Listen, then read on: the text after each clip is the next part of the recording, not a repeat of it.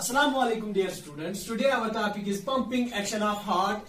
Last time मैंने आपको बताया है राइट ऑरिकल में सारा डीऑक्सीजनेटेड ब्लड जमा होता है जो आता है through the vena cava, largest vein in our body through the vena cava. उसमें दो वेन्स है, एक तो है सुपीरियर वेना केवा, दूसरा है इंफीरियर वेना केवा।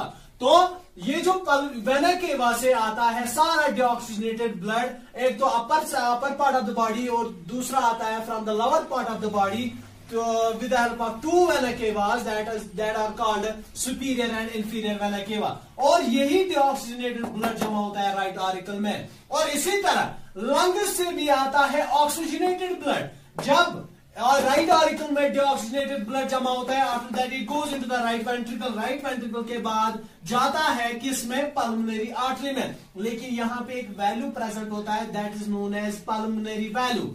उसके बाद लंग्स में ये ऑक्सीजनेटेड होके बाद में जाता है ईच लंग। हर किसी लंग से दो लंग से हमारे पास, एक लंग से दो वेन्स आती है, दूसरे लंग से दो वेन्स आती है। तो 4 वेन्स से आता है ऑक्सीजनेटेड ब्लड और जाता है किसमें? लेफ्ट ऑरिकल में। लेफ्ट ऑरिकल के बाद यहां पे भी एक वैल्यू प्रेजेंट होता है that is known as mitral value और बाइकास्पिड वैल्यू। उसके बाद ये ब्लड जाता है लेफ्ट वेंट्रिकल में और लेफ्ट वेंट्रिकल के बाद जाता है through the aorta to the whole part of our body, to the whole body. तो मैं ये जो पंपिंग एक्शन ऑफ हार्ट, अब ये ब्लड कैसे सप्लाई करता है to the whole part of the body, कैसे यहां से यहां जाता है? ऑरिकल से, दोनों ऑरिकल से, right as well as left auricle से, दोनों ऑरिकल से कैसे ये ब्लड जाता है राइट वेंट्रिकल। ये तो खुद ब खुद नहीं जाता होगा।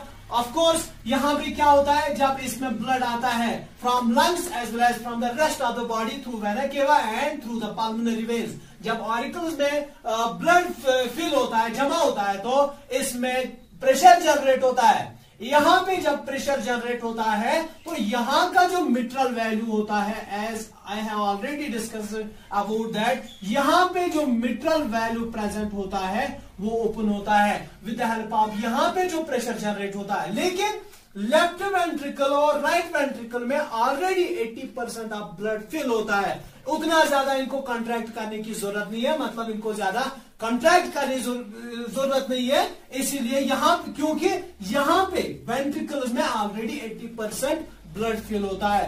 ओनली फॉर 20 to 25% के लिए इनको कंट्रैक्ट करना पड़ता है। जब ये कंट्रैक्ट करते हैं उसके बाद ये मिट्रल वैल्यू और यहां पे वो ट्राइकास्पिड वैल्यू है, ये दोनों वैल्यूज ओपन होते हैं। उसके बाद ब्लड फिल होता है इसमें। इसका मतलब क्या है? जब दोनों auricles, right auricle as well as left auricle, ये दोनों जब कंट्रैक्ट करते हैं उस टाइम ये दोनों रिलैक्स करते हैं। तो जब ऑरिकल्स कंट्रैक्ट करते हैं उसी टाइम वेंट्रिकल्स फिल होते हैं ब्लड से, दैट मीन्स दे एक्सपैंड और दे रिलैक्स, वी कैन से। तो ऑरिकल्स जब कंट्रैक्ट करते हैं उस टाइम वेंट्रिकल्स रिलैक्स से एक्सपैंड हो जाते हैं, मतलब उनमें ब्लड फिल होता है। लेकिन इनको ज्यादा कंट्रैक्ट करने की जरूरत नहीं होता है। क्यों बेटा? क्योंकि इनमें वेंट्रिकल्स में ऑलरेडी 80% ऑफ ब्लड प्रेजेंट होता है पहले से ही। तो जब इनमें ब्लड आता है यहां पे प्रेशर जनरेट होता है बेटा। जब इनमें प्रेशर जनरेट होता है तो ये भी कंट्रैक्ट करने लगते हैं। तो ये जब इसमें पूरा ब्लड फिल होता है तो ये जो वैल्यूज, दोनों वैल्यूज है, mitral value as well as tricuspid value, ये दोनों वैल्यूज बंद होते हैं। तो जब ये बंद होते हैं तो ये रिलैक्स होते हैं, ये कंट्रैक्ट होते हैं, ये दोनों कंट्रैक्ट होते हैं। जब ये दोनों कंट्रैक्ट होते हैं, जब वेंट्रिकल्स कंट्रैक्ट करते हैं, तो मैंने आप लोगों को बताया है सेमिलुनर वैल्यूज आर प्रेजेंट। यहां पे भी aortic value and semilunar value, ये दोनों वैल्यूज ओपन होते हैं। जब प्रेशर जनरेट होगा तो ऑब्वियसली वैल्यूज ओपन होते हैं। जब वैल्यूज ओपन हो गए तो ब्लड सप्लाई हो जाएगा into the aorta as well as into the pulmonary artery. तो ये ऐसे ही नहीं हो जाता है बेटा। क्योंकि इसमें कुछ है जिसको हम बोलते हैं कंडक्शन पाथवे। वो उसकी मदद से, जैसा कि आप लोगों ने सुना होगा, ऐसे नोड कंट्रैक्शन। तो कंट्रैक्शन कब होता है? ऑरिकल्स जब कंट्रैक्ट करते हैं तो ब्लड सप्लाई हो जाता है किनको? लेफ्ट वेंट्रिकल्स को।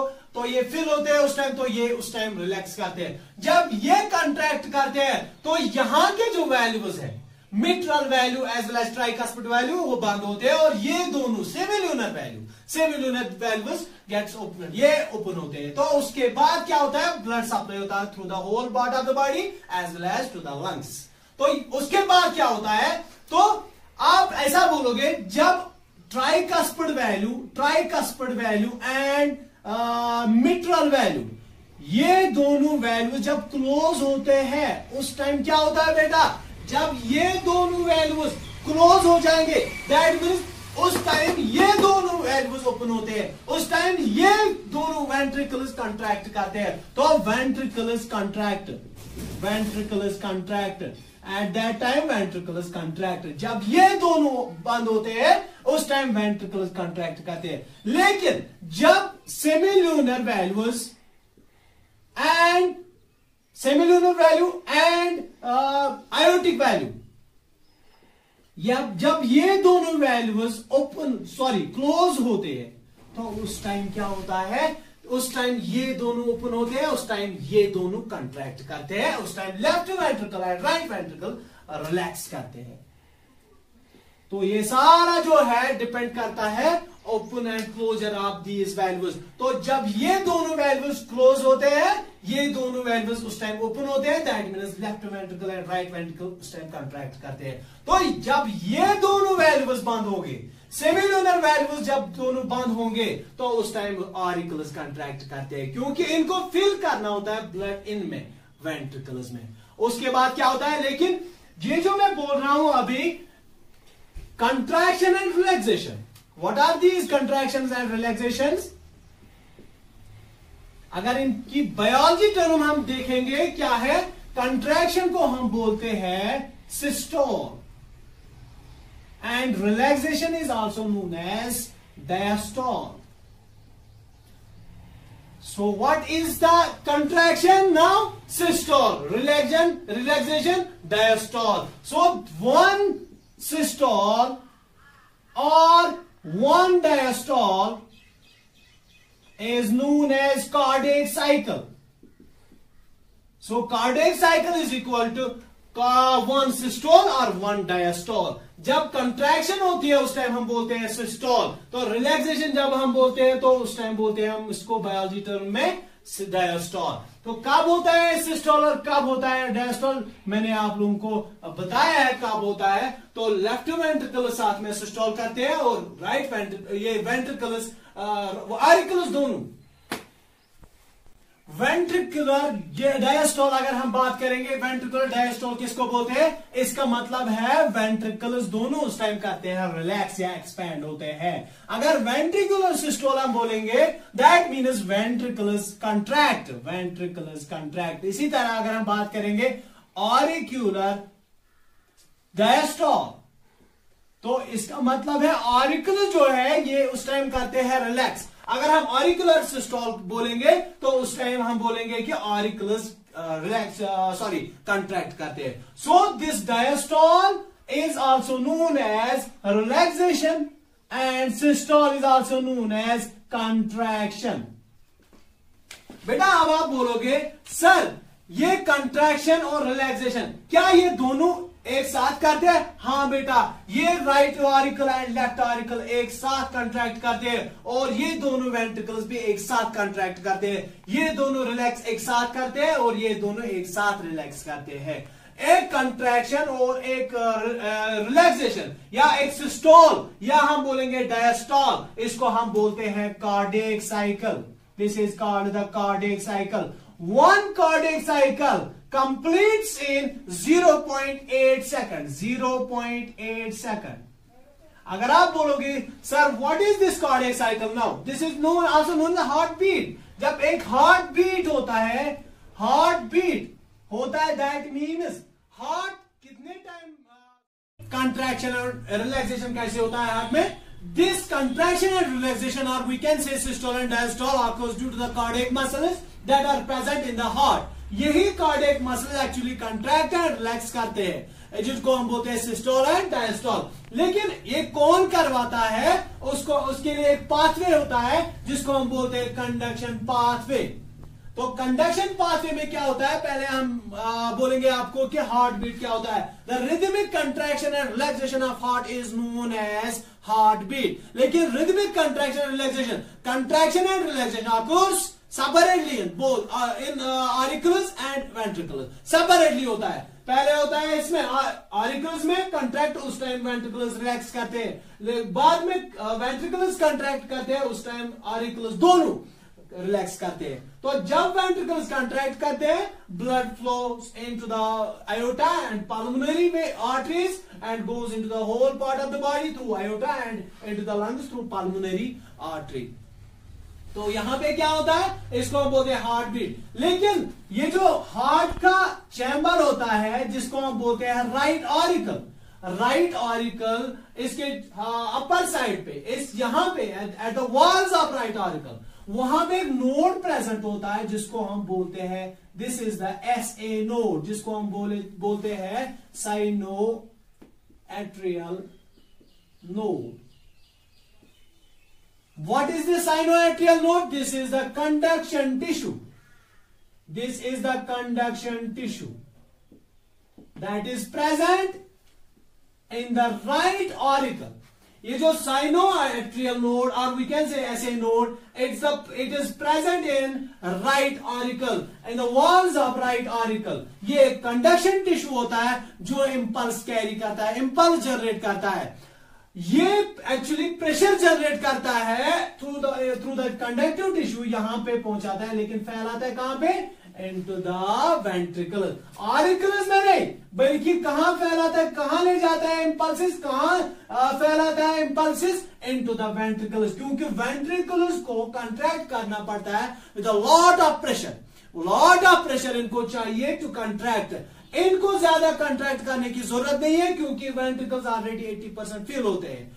यहां पे कंट्रैक्ट करने की जरूरत नहीं है, इसीलिए ये इंपल्स जाते हैं कहां, वेंट्रिकल्स की तरफ थ्रू द कंडक्टिंग टिश्यू। और यहां पे ये जो है fibres, these are known as Purkinje fibres, जिनको हम बोलते हैं पुरकिंजी फाइबर्स। ये जो है कंडक्टिंग टिश्यू फैला है कहां पे, वेंट्रिकल्स में, इन बोथ वेंट्रिकल्स। ये जो ऐसे नोड है ये इंपल्स कैरी करता है, इंपल्स जनरेट करता है और फैलाता है। ये इंपल्सिस, अगर हम ऐसे बोलेंगे कि ये प्रेशर, एक्चुअली ये प्रेशर कौन जनरेट करता है, यही ऐसे नोड, ऐसे नोड प्रेशर जनरेट करता है और फैलाता है किन में, वेंट्रिकल्स में। और यही प्रेशर जब जनरेट होता है किस में, वेंट्रिकल्स में, और उसके बाद ही कंट्रैक्ट करते हैं। तो सारा ये जो कंट्रैक्शन होता है, this happens due to the SA node, जो इंपल्सेस जनरेट करते हैं, जो प्रेशर जनरेट करते हैं और फैलाता है through the conductive tissue into the ventricles.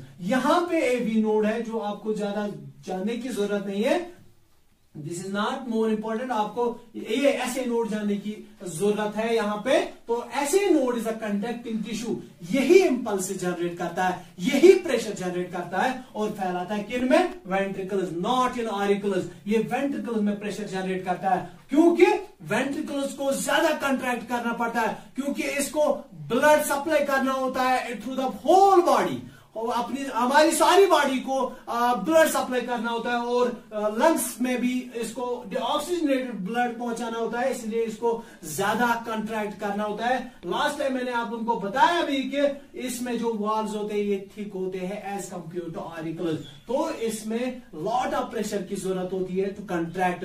So this pressure, this SA node generates the pressure, generates the impulses and carry these through these conducting tissue. So this SA node is also known as pacemaker, जो आप artificially भी लगा सकते हो। अगर किसी का खराब होता है, किसी पेशेंट का खराब होता है SA node, तो उसको पेसमेकर चेंज करते हैं, उसका पेसमेकर चेंज करते हैं। तो इसकी फंक्शन क्या है, to generate the impulses, to generate the pressure through the walls of ventricles, क्योंकि इसको चाहिए बहुत सारा प्रेशर टू कंट्रैक्ट। सो मैंने बताया आपको heart beat, rhythmic contraction and relaxation, rhythmic systole and diastole of heart is known as heart beat. कितने times होता है ये heart beat, 72 times in 1 minute, that means 60 minute में होता है 72 टाइम्स। अगर हम बोलेंगे कि एक बीट कितने टाइम में होता है, that is 60 divide by 72, that means that is equal to 0.8 second. 0.8 second में एक बीट कंप्लीट होती है। सो एक मिनट में 72 टाइम्स होता है हार्ट बीटिंग, तो एक बीट कंप्लीट होती है 0.8 सेकंड में। So this SA node is also known as pacemaker। ये आप आर्टिफिशियली भी लगा सकते हो। अगर किसी पेशेंट का ये पेसमेकर खराब होता है तो उसको हम चेंज करते हैं, पेसमेकर उसका चेंज होता है। So the function of pacemaker और we can say SA node, sinoatrial node. तो इसकी फंक्शन क्या है, ये इंपल्स जनरेट करता है। तो इंपल्स जनरेट होके नाउ हार्ट साउंड। तो हार्ट साउंड कैसे आप सुनते हो, तो आप बोलते हो लुप दुप ऐसे होता है। कोई बोलता है दक दक होता है, दक दक नहीं होता बेटा, यहाँ पे होता है लुप दुप। अब हम देखेंगे वो लुप दुप वो साउंड हम कैसे सुनते हैं, किस तरह होता है, कैसे होता है, वो लुप कैसे होता है और दुप कैसे होता है, किस वजह से होता है।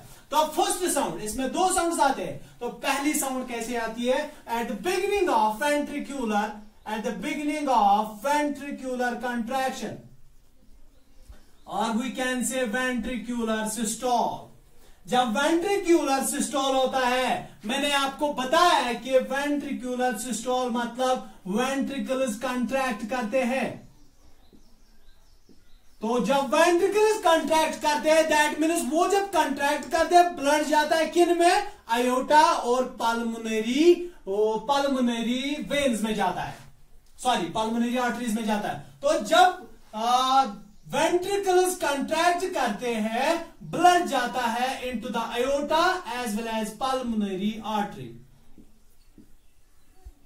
इस टाइम क्या होता है, दो वैल्यूज बंद होते हैं। कौन कौन सा वैल्यू, एक तो होता है मिट्रल वैल्यू एंड दूसरा होता है ट्राइकस्पिड वैल्यू। ये दोनों वैल्यूज जब बंद होते हैं उस टाइम एक साउंड आती है लुप, ऐसे LUPP, LUPP, the weak sound lub lub. तो लुप साउंड कब आ जाती है, दिस फर्स्ट साउंड कब आ जाती है, at the beginning of ventricular systole. Eight the beginning of ventricular sound यहां पे आती है लुप लुप, ऐसे वीक साउंड आती है loop. That means eight the beginning of ventricle systole, ventricular systole, जब वेंट्रिकुलर सिस्टोल कंट्रैक्ट करते हैं तब दो वैल्यूज बंद होते हैं, mitral value and tricuspid values.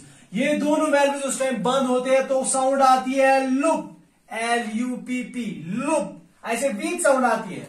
तो सेकंड वाली जो साउंड आती है, सेकंड साउंड क्या आती है इसमें, eight the beginning of ventricular diastole.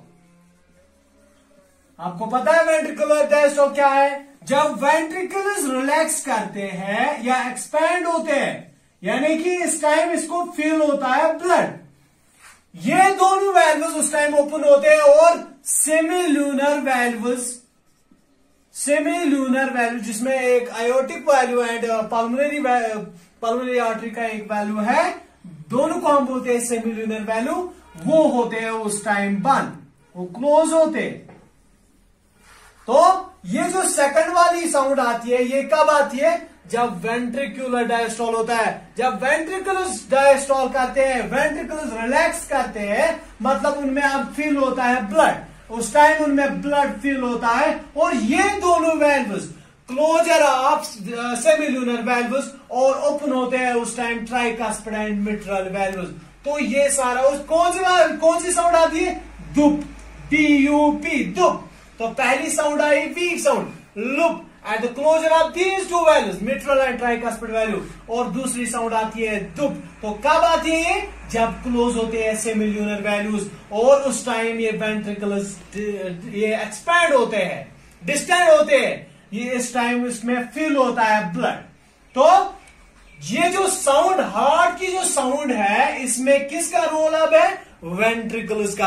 इनमें आरिकल्स का कोई रोल नहीं है, वेंट्रिकल्स का। जब वेंट्रिकल्स सिस्टोल करते हैं, जब वेंट्रिकल्स कंट्रैक्ट करते हैं तो उस टाइम एक साउंड आती है, उस टाइम दो वैल्यूज बंद होते हैं, मिट्रल एंड ट्राइकास्पिड वैल्यू, और साउंड आती है लुप लुप, ऐसे धीमी आवाज आती है। और दूसरा, जब ये वेंट्रिकुलर डायस्टोल होता है, मतलब वेंट्रिकल्स करते हैं डिस्टेंट और ये होते हैं रिलैक्स होते हैं, एक्सपैंड होते हैं, उस टाइम उसमें फिल होता है ब्लड उस टाइम, तो उसमें भी दो वैल्यूज बंद होते हैं, सेमिलुनर वैल्यूज, और ये खुले रहते हैं उस टाइम, और ये सेमिलुनर वैल्यूज बंद होते हैं तो उस टाइम ये वाली साउंड आती है, दैट इज दुब।